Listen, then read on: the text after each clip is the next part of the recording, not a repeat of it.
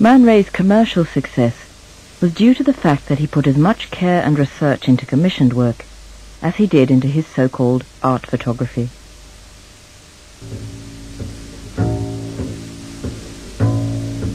Whatever the objective of a commission, here for hairdresser Antoine, known as the sculptor of masks, he took the opportunity to explore his effects.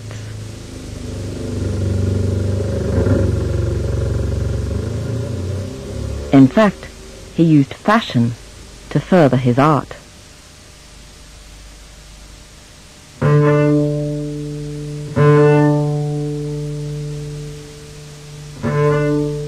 Every material has its own lighting.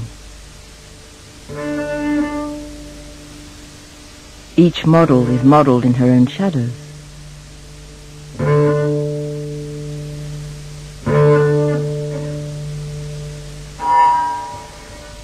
Although most of the sumptuous decors were dictated by clients, he took great liberties in how he used them.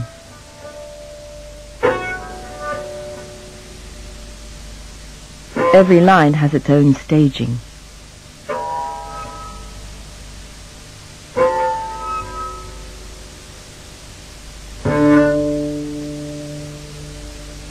The sophistication of the lighting emphasizes the opulence of the clothes.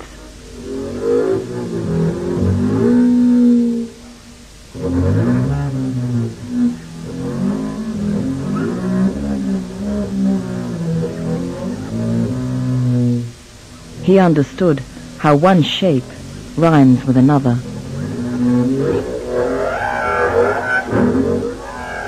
He used friends' artworks. Here a Brancusi, here a Giacometti, or his own work to introduce subtle harmonics. The decor amplifies the sophistication of the poses, which flatter the gowns.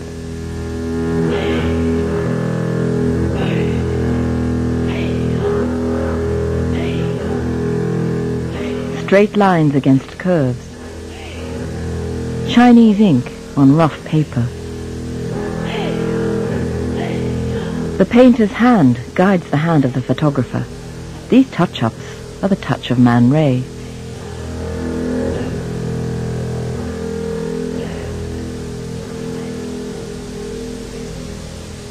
Thanks to income from his fashion work, his portraits of rich Americans and his photos for advertising, Man Ray was never short of money.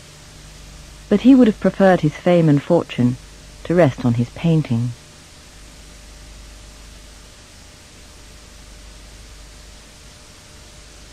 His home was full of his own paintings, and visitors who hadn't the sense to notice them got a frosty reception. For Man Ray, the same principles applied to his photos and paintings.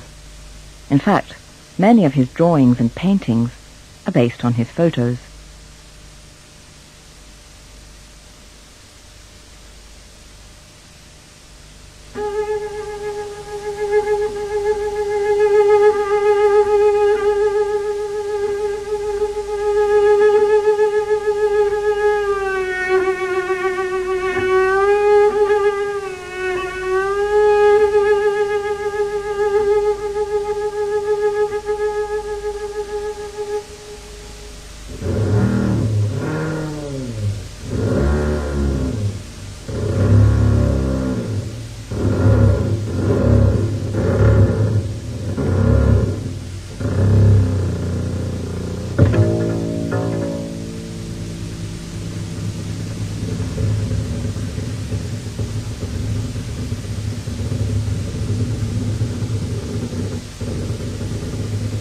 Whether in painting or photography, his aim was always the same: to show an idea rather than an object, and a dream rather than an idea.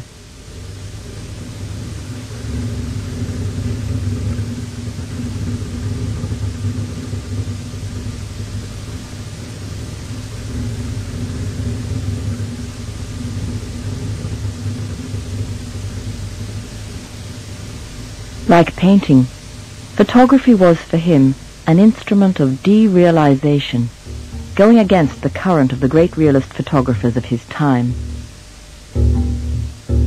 I photograph not nature, but my imagination.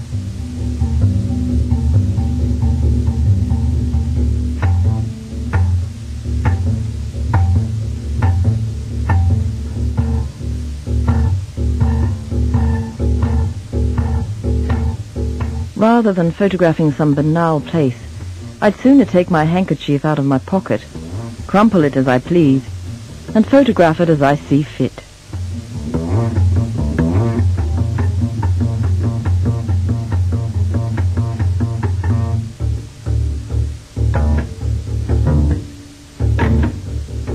We can be subjective, even totally, but we can never totally escape from reality.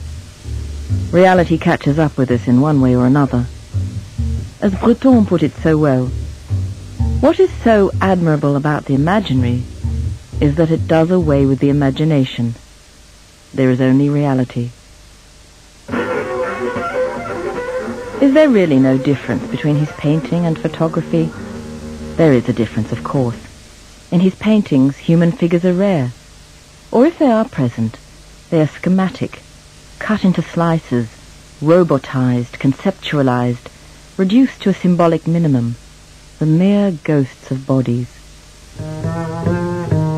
But the photographs teem with bodies, beautiful, sensual, eroticized, caressed, magnified. The body is reserved for the caresses of the photographer. It is in his photos, not in his paintings, that Man Ray composed, to quote Breton, the real poem to the ladies of our time.